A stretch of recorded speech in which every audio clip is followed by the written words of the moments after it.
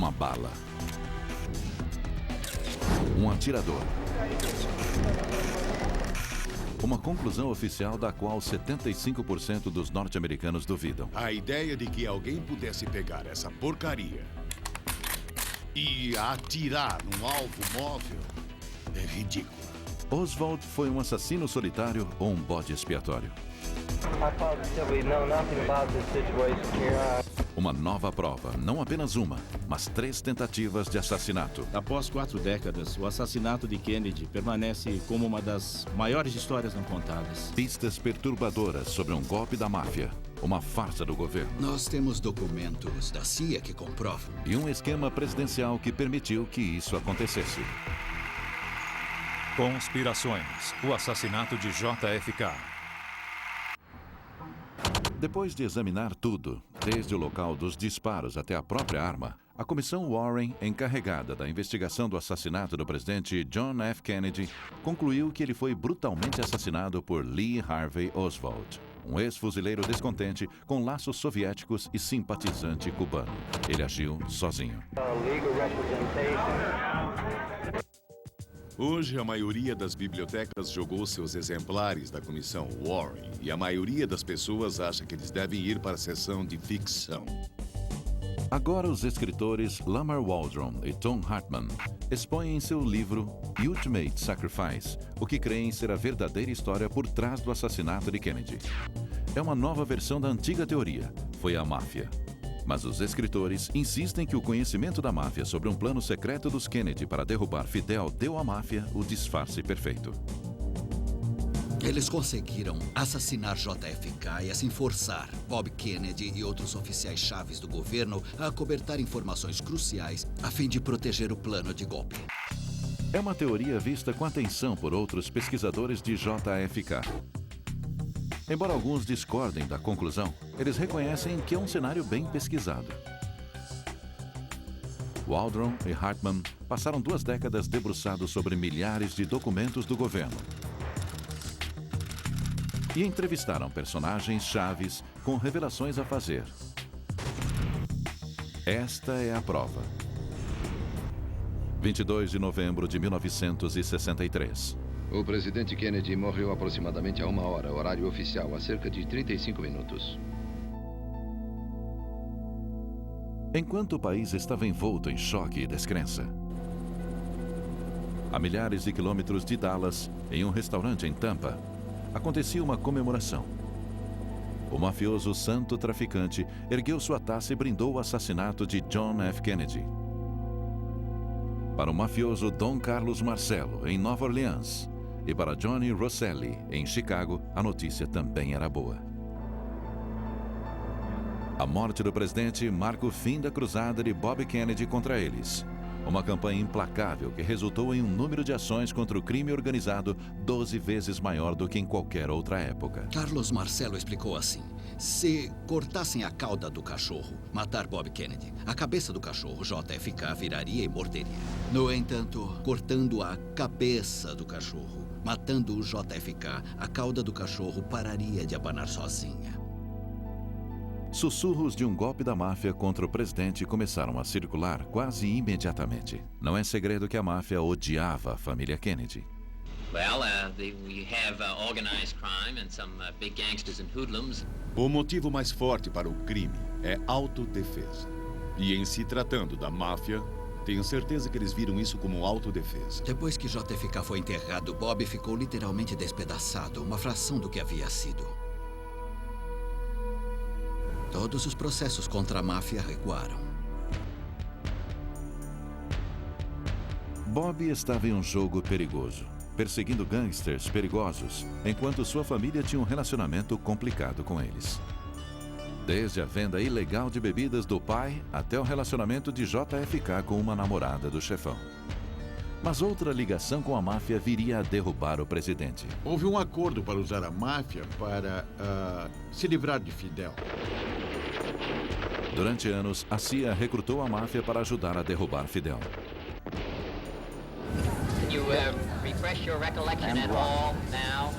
A cruzada da administração Kennedy contra a máfia foi um tapa na cara, uma traição. Foi a gota d'água. No verão de 1963, os elos distorcidos entre Cuba, a CIA e a máfia tornam-se a base para um complô para matar Kennedy. Mas uma decisão impensada dos próprios Kennedy seria o catalisador. Depois de inúmeras tentativas fracassadas da CIA para derrubar ou matar Fidel, como a desastrosa invasão da Baía dos Porcos, os irmãos Kennedy criaram seu próprio plano para eliminar Fidel de uma vez por todas. JFK enfrentava um dilema. Como ele deveria lidar com a situação cubana antes da campanha de 1964 decolar no começo do ano? Poucos oficiais da administração sabiam do plano. Entre eles, o secretário de Estado, Jim Rusk. Ficamos muito surpresos quando ele nos contou que John e Robert Kennedy se preparavam para executar um golpe contra Fidel Castro.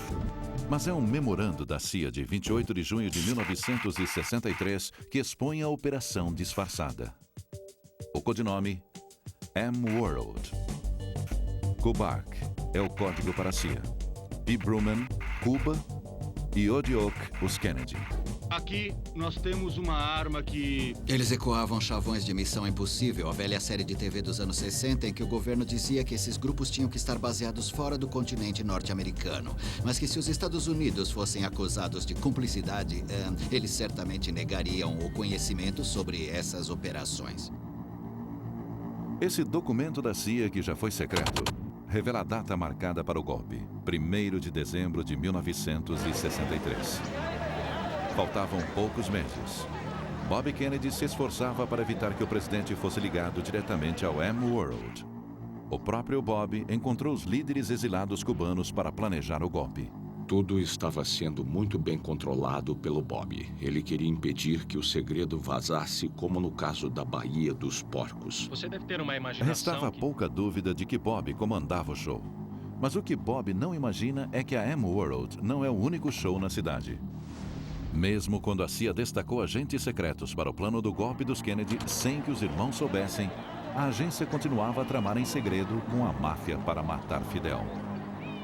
E é claro, esses complôs iam do sublime ao ridículo, como explodir charutos e depilatórios e outras coisas, mas também havia um sério cuidado dedicado às tentativas de assassinato, etc, etc.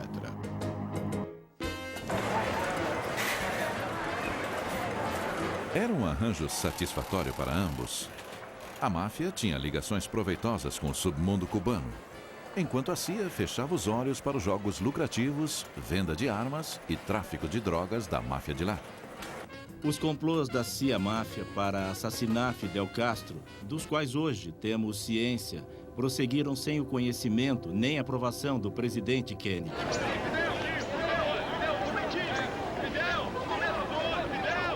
No comando de um contingente da máfia, ninguém menos que santo traficante, Johnny Rosselli e Carlos Marcello.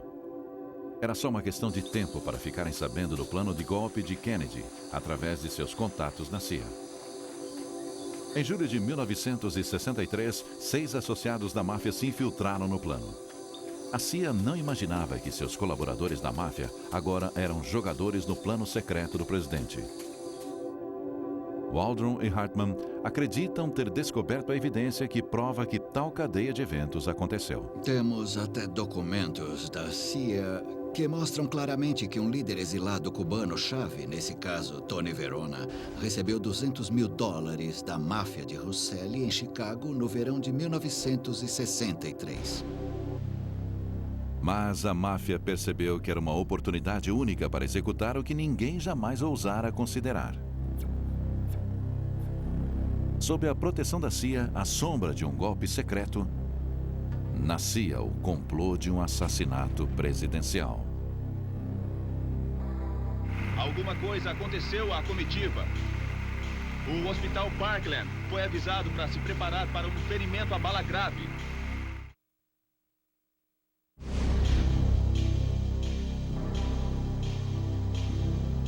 Quando alguém concebe algo glorioso, como matar o presidente dos Estados Unidos, deseja que o mundo saiba que foi de sua autoria o assassinato. Não foi Lee Harvey Oswald. Essa velha declaração de Oswald, "eu sou um bode expiatório", se tornaria a base para numerosas teorias de conspiração cercando o assassinato do presidente Kennedy. Será que Oswald foi o bode expiatório com papel pequeno em uma grande operação? Os pesquisadores Lamar Waldron e Tom Hartman acreditam que sua nova evidência do complô da máfia torna a trama de eventos que levaram ao assassinato ainda mais O é sinistra. senhor tem algo a dizer, senhor Genovese?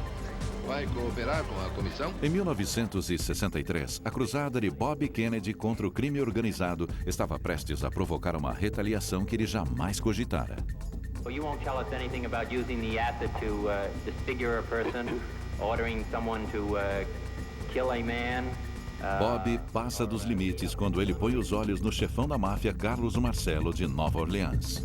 Marcello era, segundo dizem, o chefe dos chefes, o chefão entre os chefões. E ele sempre dizia que se 3 pessoas conhecem um segredo e 2 delas estão mortas, não tem problema. Depois de ser submetido às audiências no Senado, à vigilância do FBI e até a deportação para Guatemala, Marcello volta escondido para os Estados Unidos, determinado a se livrar de Bob Kennedy. O chefe da máfia de Tampa, santo traficante, também estava na cruzada para matar Bob Kennedy. Durante anos, ele ficou escondido em seu outro reino da máfia, Cuba. Havana era a fonte número 1 de recursos da máfia antes do regime de Fidel Castro tomar o poder e enxotar a máfia dos cassinos de Havana. Ela deixava Las Vegas no chinelo, com toda certeza. Pressionados nos Estados Unidos e desesperados por um retorno aos dias de glória em Havana, os chefes da máfia estavam mais do que dispostos quando a CIA os procurou para ajudar nas tentativas de derrubar Fidel. E como os mafiosos sabiam do plano de golpe secreto dos Kennedys, o M-World, eles então tinham o disfarce que precisavam para matar o presidente com suposta impunidade. Seria impossível investigar minuciosa ou publicamente o assassinato de JFK sem expor o plano de golpe em Cuba. Se Fidel chegasse a saber do plano de golpe, isso poderia levar a outro confronto com os Estados Unidos, como o fiasco da Baía dos Porcos e a crise dos mísseis em Cuba, que quase levaram a uma guerra nuclear. Qualquer tentativa de assassinato pela máfia teria de acontecer antes de 1º de dezembro, data marcada para o golpe dos Kennedy. O cenário perfeito. Um local público, um prédio alto e a comitiva em carro aberto. Em novembro de 1963, a oportunidade se apresentou. Não uma, mas 3 vezes. Não só havia uma provável conspiração para matar o presidente em Dallas, como uma antes em Tampa, no estado da Flórida, e uma outra anterior em Chicago. Os atiradores da máfia teriam matado o presidente.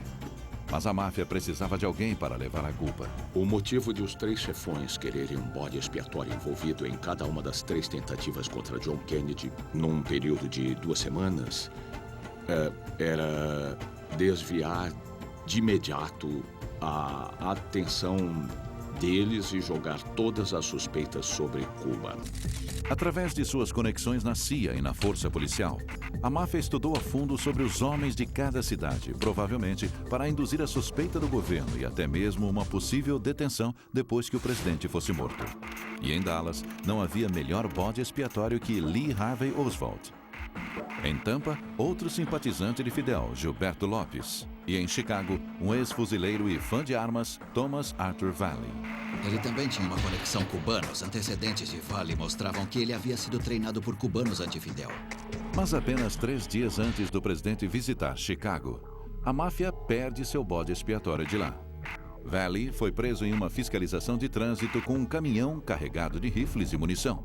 Ele foi preso e interrogado, mas não indiciado. No mesmo dia, há outro golpe fatal no plano da máfia de Chicago. Alguém avisa o FBI sobre a existência de uma equipe de atiradores lá, planejando assassinar o presidente. Supostamente havia 4 homens nessa conspiração em particular. O agente do serviço secreto, Abraham Bolden, estava de serviço em Chicago quando o FBI contatou a agência local falando sobre um plano para matar o presidente. O que aconteceu a seguir chocou Bolden. Disseram para não deixar rastro de papel, que que todos os arquivos, anotações, qualquer coisa referente a esse caso em particular, tinha de ser entregue a esse agente especial encarregado. E disseram que esse caso nunca existiu. A viagem de Kennedy a Chicago foi suspensa no último minuto. O motivo oficial, o presidente deveria cuidar de assuntos relativos ao Vietnã. Esse cancelamento foi tão repentino que as pessoas já começavam a se alinhar junto à rota da comitiva, mas os Kennedy conseguiram abafar o caso e, na época, isso nem chegou à imprensa. A ameaça de assassinato nunca se tornou pública. Mais tarde, o agente Bolden tentou entrar em contato com a comissão Warren por conta própria. Ele sabia que enfureceria seus superiores. Eu acho que o serviço secreto queria contar uma história e eles queriam evitar qualquer contradição com a versão oficial apresentada à comissão Warren. Mas dias antes de testemunhar, Bolden foi preso. E mais tarde, ele foi condenado por suborno e instigação em um caso de falsificação não relacionado. Ele passa 3 anos na cadeia. Eles reuniram uma grande quantidade de evidências que comprovam a armação contra Bolden. Eis um cara que era uma das pessoas que estava fazendo um trabalho bom e digno, que pensou ter uma informação que pudesse ajudar e, por isso, sua vida foi destruída. Por que não há nenhuma menção da tentativa de assassinato em Chicago no relatório da comissão Warren? Isso mostra o quanto tais tentativas eram secretas e que o sigilo que a cercava se devia a questões de segurança nacional referentes ao plano de golpe. Embora os chefões estivessem desapontados com o contratempo na primeira tentativa, o rápido abafamento da ameaça lhes deu confiança para prosseguir com uma nova tentativa de assassinato algumas semanas mais tarde.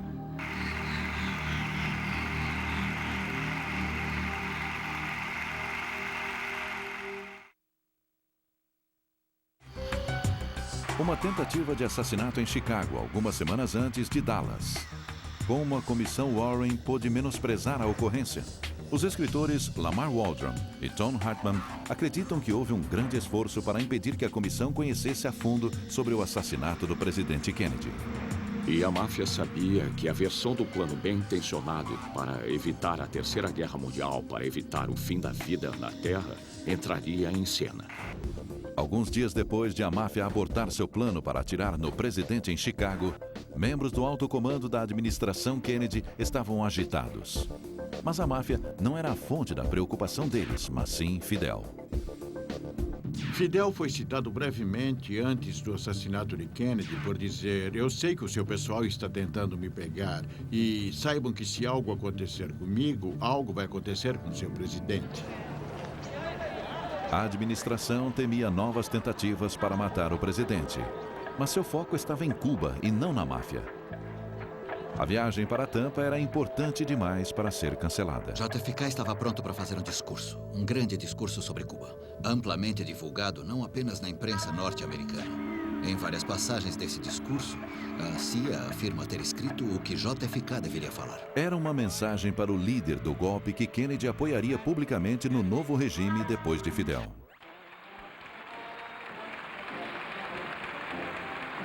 Mas pouco antes de Kennedy chegar a Tampa, a segunda tentativa de assassinato da máfia veio à tona, com a circulação dos boatos sobre o plano. A força policial confirmou o complô, mas com a determinação do presidente em seguir viagem, isso não era consolo suficiente. Eles estavam muito preocupados. Com um prédio alto, Floridian Hotel, o prédio mais alto de Tampa, com ampla visão para uma longa curva à esquerda do percurso. Na verdade, ele lembrava muito um depósito de livros, só que mais alto, com muito mais janelas livres. Em 18 de dezembro, a comitiva prossegue conforme planejado. A certa altura, o presidente fica em pé no carro. Isso não foi um desafio imprudente, foi Jack Kennedy mostrando para um aliado em potencial em Cuba o seguinte: estamos com vocês, estou disposto a correr esse risco por vocês. É um sacrifício que estou disposto a fazer. Todos estavam tensos. Kennedy, a polícia, o serviço secreto. O que eles não sabiam é que o chefe da máfia, santo traficante, soubera do vazamento por seu informante na polícia.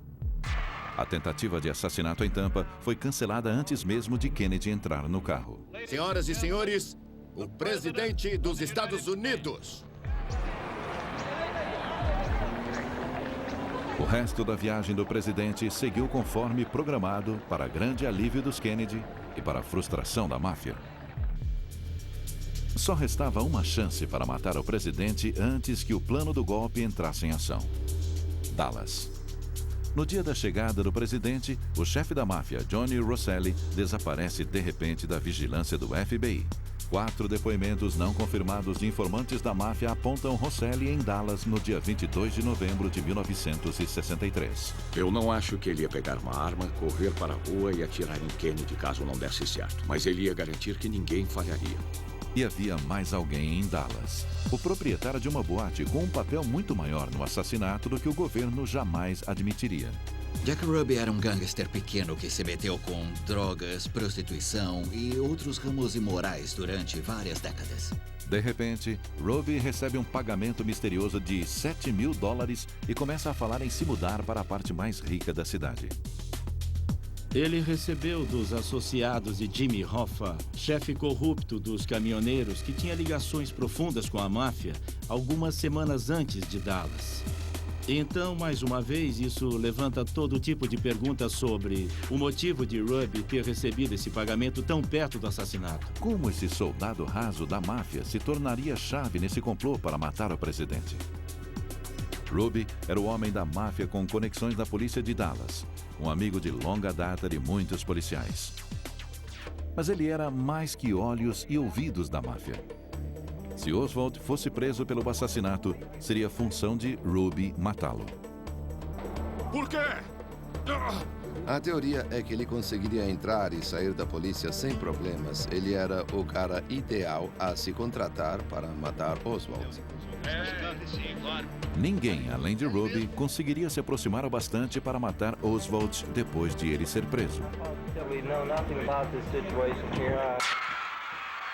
Na manhã de 22 de novembro, milhares de pessoas se alinharam na rota da comitiva presidencial em Dallas. O presidente estava com a primeira-dama, o governador do Texas, John Connally, e sua esposa. Não havia qualquer ameaça em Dallas. E o serviço secreto pensou que pudesse respirar aliviado, assim como o JFK. Então as pessoas, de certo modo, baixaram a guarda em Dallas. A comitiva começou à tarde. Ao 12:30, uma fila de limusine se aproximou do cruzamento da rua Houston com a Elm Street, no centro de Dallas, a Dealey Plaza. Há uma curva fechada na rua Elm. O carro reduziu quase parando. De repente, o estampido de uma arma espantou os pombos e os espectadores abaixaram procurando proteção. Em menos de 6 segundos, um presidente é baleado fatalmente. O número de tiros e a direção de que vieram seriam debatidos nos 40 anos seguintes. O rifle de Lee Harvey Oswald é uma réplica exata. A ideia de que uma pessoa que ficou 2 pontos abaixo do mínimo exigido no teste de eficiência no manuseio de armas do Exército poderia pegar esta porcaria e atirar no alvo móvel, enquadrando a cena em menos de 6 segundos, é ridículo. Não há dúvida de que Lee Harvey Oswald estava no depósito de livros escolares olhando para Dealey Plaza naquele dia.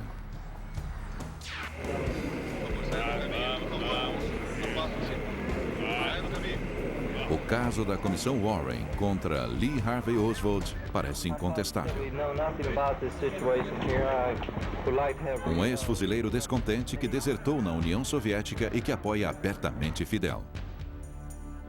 Em 22 de novembro, ele estava trabalhando no depósito de livros escolares, um prédio com visão perfeita da comitiva presidencial. O rifle de Oswald, encontrado escondido no 6º andar, disparou os tiros fatais. Ou Oswald atirou, ou então alguém atirou usando a arma de Oswald. É disso que estamos falando. Mas por que Oswald não tentou escapar na hora? Em vez disso, ele ficou no prédio por um tempo. Mais tarde, ele disse às autoridades que estava no refeitório quando o presidente foi baleado. Um policial de Dallas que correu para o prédio em menos de 2 minutos depois dos disparos declara ter visto Oswald no andar onde fica o refeitório. Logo, Oswald teria que ter dado os tiros fatais, corrido para o lado oposto dos 6 andares onde o rifle foi escondido, voltado até a porta, descido 6 lances de escadas e ficado ali calmo, frio e equilibrado até o policial aparecer. Muitas testemunhas declararam à polícia que ouviram outros tiros vindos da frente da comitiva presidencial da colina gramada da Dealey Plaza. A Comissão Warren rejeitou tais relatos em seu relatório de 1964, determinando que Oswald disparara sozinho do depósito de livros. Mas até 2 dos principais assistentes de Kennedy, que estavam na limusine logo atrás do presidente, insistiram que houve mais de um atirador. Ambos eram veteranos da Segunda Guerra Mundial, logo conheciam o som de um disparo e estavam plenamente convencidos de que os tiros, inclusive o tiro fatal que tirou parte da cabeça do presidente, foi disparado de frente. Pouco antes de morrer, Dave Powers, um dos assistentes da Casa Branca, fez uma declaração surpreendente ao pesquisador Tom Hartman, afirmando ter sido pressionado a mudar seu depoimento aos investigadores. Eu perguntei a ele por que você não disse isso à Comissão Warren. E ele disse, eu bem que tentei, mas era interrompido toda vez que falava nisso. Tantas omissões tornam a declaração da Comissão Warren de que Oswald agira sozinho difícil de acreditar. Mas será que o complô complexo e sinistro descrito por Hartman e Waldron corresponde à verdade dos fatos daquele dia terrível em Dallas? Isso acrescenta muitos pontos à versão que temos do que aconteceu. Não são os pontos que perturbam outros investigadores do assassinato. São as conexões entre eles. Para acreditar que a máfia poderia se infiltrar no plano secreto de Kennedy para derrubar Fidel, era preciso primeiro acreditar que esse plano ia mesmo acontecer. Os Kennedy não tinham um plano iminente para invadir Cuba. É claro que sempre houve planos de contingência. Os Kennedy sempre tinham cogitado diferentes cenários. Não resta dúvida que Fidel era uma pedra no sapato dos Kennedy. O plano de golpe de 1963 poderia ser simplesmente um dos planos em potencial para resolver a questão de Cuba. Sinceramente, eu acredito que esses escritores, o Sr. Waldron e Hartman, confundiram o que eram planos de contingência com a realidade. Mas se M-World não passava de um simples plano de contingência, por que esse documento até então secreto cita um levante geral agendado para 1º de dezembro? Esse é o relógio que comanda a cronologia do assassinato. Os mafiosos sabiam que tinham que pegar Kennedy antes do golpe ou perderiam sua vantagem. A versão de que isso culminaria em 1º de dezembro de 1963 está baseada na leitura de um único documento em que alguém diz, logo faremos alguma coisa, e escolhe uma data para isso. Não há outra base para dizer que algo grande ia acontecer naquela data, e há muitas evidências de que isso não ia acontecer. Mas nem toda evidência precisa ser preto no branco para sugerir que o plano estava em andamento. N-Word não era um plano de contingência, era uma operação ativa. Nós encontramos e entrevistamos pessoas envolvidas que eram de dentro.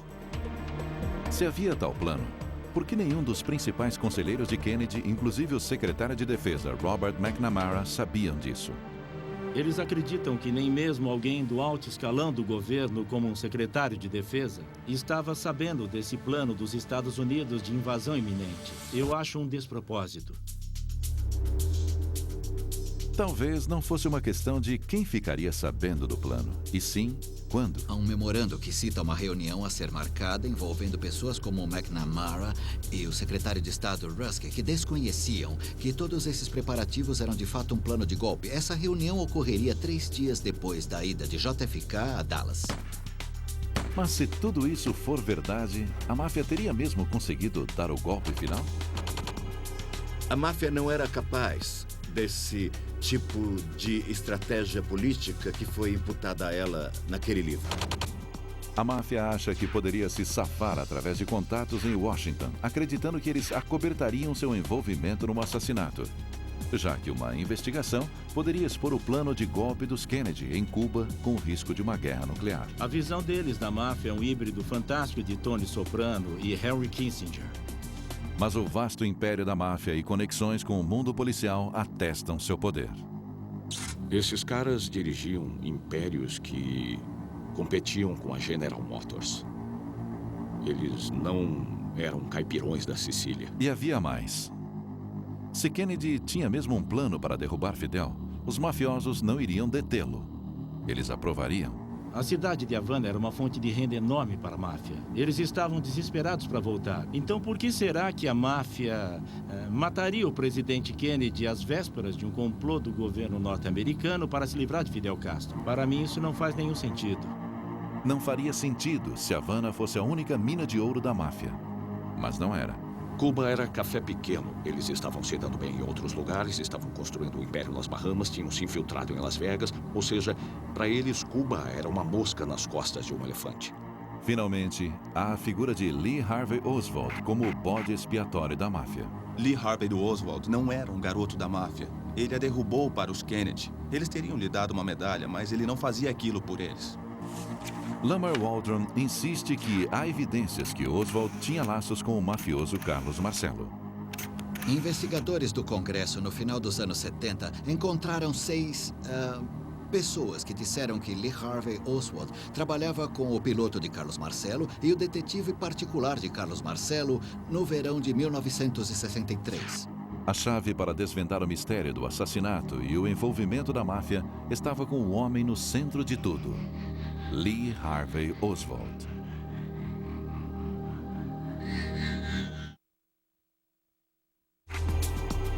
Uma e 50 da tarde, 22 de novembro de 1963. Um rapaz magro e pálido de 24 anos era preso em um cinema em Dallas. Logo, ele explodiria nos livros de história como o homem que matou JFK. Mas será que Lee Harvey Oswald foi mesmo o bode expiatório da máfia para matar o presidente? A inteligência militar concluiu que Oswald era incapaz de efetuar os disparos e de conseguir planejar o assassinato. Ele foi exatamente o que ele disse naquela noite na delegacia de polícia. Um bode expiatório. Mas a teoria de assassinato da máfia pode ter um erro grave. Não há evidência de que Oswald tenha trabalhado para a máfia, para a CIA ou para Fidel Castro, conforme alegam outros pesquisadores. É por isso que o escritor Gerald Posner acredita que Oswald agiu sozinho. Ele era um jovem bravo e obcecado que tinha motivo, intenção e oportunidade para matar John F. Kennedy. Um sociopata de 24 anos, fracassado, esse era Lee Harvey Oswald. Com uma arma e uma mira de pouco mais de $20, conseguiu disparar 3 tiros e matar o presidente dos Estados Unidos. Um coitado, fruto de um lar desfeito. Oswald foi um excluído desde o primeiro dia. Ele sonhava em se tornar espião. Ele se alistou na marinha e foi achincalhado pelos companheiros. Aos 20 anos, Oswald estava cheio de seu país. Ele resolveu desertar na União Soviética, a arqui-inimiga dos Estados Unidos, em 1959. E desertou. Ele foi aceito e anunciou: "Aqui estou eu." Os soviéticos o interrogaram e acharam que ele era meio maluco. Intrigados com Oswald, mas enxergando uma possível vantagem, os soviéticos o acomodaram em um emprego em um apartamento em Minsk. Ele se casa com uma russa e a KGB fica de olho nele. Eles ouviram suas conversas, pois seu quarto em Minsk era grampeado e concluíram que Oswald era estranho. Se Oswald aspira a se juntar à KGB, isso não acontece. Registros da KGB liberados anos depois mostram que Oswald foi apenas monitorado pela agência. Desapontado com a União Soviética, Oswald voltou aos Estados Unidos com sua família em 1961. Ele mudou de ideia. Ele simplesmente disse que mudou de ideia. Eu não entreguei qualquer segredo. Deixe-me voltar para casa, e deixaram. Mas sua aventura russa não passou despercebida pelo FBI. Eles ficaram preocupados que, depois desse tempo na Rússia, os russos pudessem tentar contatá-lo nos Estados Unidos. Então decidiram ficar de olho nele. Desempregado, casamento em crise, sentindo-se desvalorizado não por um, mas 2 países, Oswald estava à beira de um colapso. Ele comprou um rifle e uma pistola pelo correio. A esposa de Oswald, Marina, lembra-se de ter tirado essas fotos. Elas foram tiradas no quintal deles em março de 63. Oswald estava orgulhoso de suas armas. Esse homem não tinha medo de atirar em ninguém. O presidente não foi a primeira tentativa de assassinato de Oswald. 7 meses antes de Dallas, Oswald perseguiu o general Edwin Walker, um político de direita do Texas. Ele atirou no general em 10 de abril, quando Walker sentou-se próximo à janela em casa. Oswald acertou de raspão o braço de Walker. O tiro foi um mistério para a polícia de Dallas. Um caso só resolvido depois do assassinato de JFK. Eles tinham uma bala estilhaçada que atravessou a parede e entrou no outro cômodo. E no final foi o Oswald. Para Oswald, havia sido mais um fracasso. No verão de 1963, mais irritado e mais frustrado, Oswald provocou um confronto com um bando de cubanos anti-Fidel apoiados pela CIA. Ele foi preso e falou aos repórteres. Are you a Marxist? I would very definitely say that I am a Marxist. That is correct. But that does not mean, however, that I'm a communist. Poderiam os atos públicos pró-Fidel de Oswald selar seu destino como bode expiatório da máfia?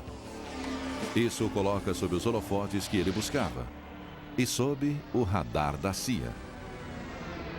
Na verdade, nunca se acreditou quando a CIA disse: "Oh, esse cara era só coisa de rotina, nós não sabíamos nada sobre ele. Agora sabemos que eles o observavam com cuidado." Mas isso teria ido mais longe que monitoramento?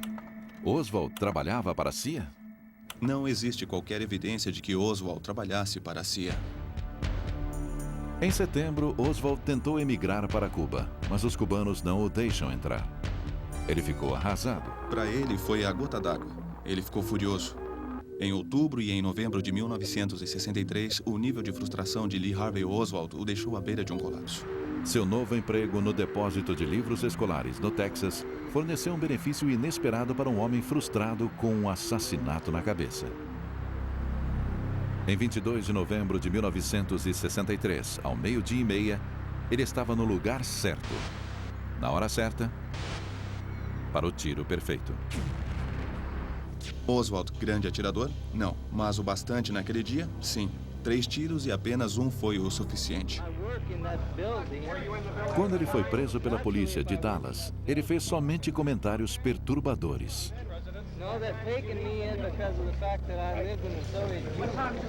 Diferentemente de qualquer outro assassino na história americana, Lee Harvey Oswald não ostentou seu crime com muito orgulho. Então, 2 dias depois, em uma fração de segundo, ele é silenciado para sempre por um membro da máfia, Jack Ruby. Ele foi baleado, ele foi baleado. Foi a morte de Oswald, o fato de não ter havido julgamento, que afastou a possibilidade desse caso ter sido resolvido. Oswald levou seu segredo para o túmulo e nunca admitiu nenhuma ligação com a CIA, a máfia ou outra pessoa. Mas ainda restam muitos segredos para serem revelados, enterrados nos próprios arquivos do governo.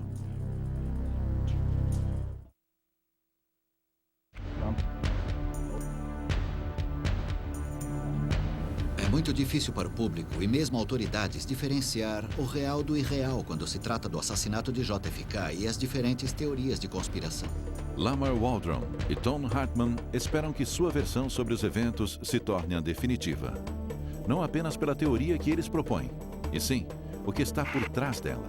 Os 17 anos de pesquisa em milhares de documentos. Nossa busca, a vontade de participar da abertura de registros referentes ao assassinato de Kennedy, fez parte de uma ideia de que o governo deveria liberá-los. Mesmo assim, o governo não liberaria tais documentos por mais 20 anos, se não houvesse uma forte pressão. Hollywood. I do hope the film stirs up some new thought and provides some new insight. Em 1991, o filme de Oliver Stone, JFK, A Pergunta que Não Quer Calar, causou alvoroço junto ao público que já desconfiava da versão do governo sobre o assassinato e trouxe à tona outras teorias como um complô da máfia para matar o presidente. O que Oliver Stone retratou ao público norte-americano através de seu filme, por enquanto pode não ser 100% verdade, mas está mais perto da verdade do que todas as histórias que ouvimos do governo. O grito do povo americano foi alto e claro. Abram os arquivos enquanto o próprio Stone testemunhava no Capitólio. The stone wall must come down. Como resultado do filme de Stone, o Congresso aprovou o ato da coleção de registros do assassinato em 1992. Uma junta foi reunida para analisar milhares de arquivos e torná-los públicos. Temos que admitir, se não fosse pelo filme, não teríamos os 6 milhões de pedaços de papel que temos hoje. Então, seja qual for o ponto de vista do filme, ele nos prestou um serviço. Apesar da farta documentação disponível na última década, somente alguns pesquisadores mergulharam fundo. Não basta dizer que é a terra dos malucos e doidos por conspiração. Nós temos que ir por esse lado, porque a maioria do povo norte-americano, a grande maioria, continua acreditando que houve uma conspiração por trás da morte do seu presidente. Mesmo assim, alguns investigadores duvidam que o mistério JFK seja resolvido. Há muitos pesquisadores que se agarram à esperança que, em algum ponto, eles investigarão um documento dos arquivos do governo que esclarecerá toda a questão de uma vez por todas, mas eu não sou um deles. 1 milhão de páginas permanecem trancadas nos cofres do governo. E elas não verão a luz do dia por mais uma década. Nessas páginas, talvez a evidência que provará ou refutará a versão sobre a máfia. Uma teoria estimulada pelas mortes de figuras da máfia que morreram antes de ter a chance de revelar o que podiam saber. Depois de intimado para depor diante do Comitê Seleto da Câmara sobre assassinatos, o corpo de Johnny Russell foi encontrado em um tambor de óleo em Biscayne Bay. E ainda tem Ruby, que morreu de câncer em sua cela em Dallas, dizendo: traga um chefe da Suprema Corte, eu tenho que falar com ele, tenho que contar uma coisa que ele precisa saber. Sem esse testemunho, os arquivos secretos remanescentes do governo são ainda mais cruciais. Um oficial do governo admitiu que mais de 1 milhão de arquivos da CIA relacionados ao assassinato permanecem em sigilo, supostamente até 2017, quando se espera que todos os documentos sejam liberados. O repórter do Washington Post Online, Jefferson Morley, está processando a CIA para conseguir os documentos sobre Lee Harvey Oswald. Documentos que durante anos a agência negou possuir. Esses arquivos existem, a CIA está com eles e briga na justiça até hoje, 42 anos depois do fato, dizendo: não precisamos dividir tudo o que sabemos sobre o assassinato de Kennedy. Quem sabe o que ainda podem conter esses arquivos escondidos? Se quisermos conhecer a história toda sobre o que aconteceu com John F. Kennedy em Dallas, precisamos ter todos os documentos. O governo deve reter os documentos remanescentes sobre o assassinato até 2017. Mas os pesquisadores de JFK pressionam por sua liberação. No livro, pedimos uma comissão da verdade que diga: vamos liberar o material. Vamos abrir e olhar para nós. Um bom começo seria abrir as portas para esse material. Com as portas abertas, pesquisadores e historiadores podem finalmente resolver o mistério daquele dia sombrio de novembro de 1963.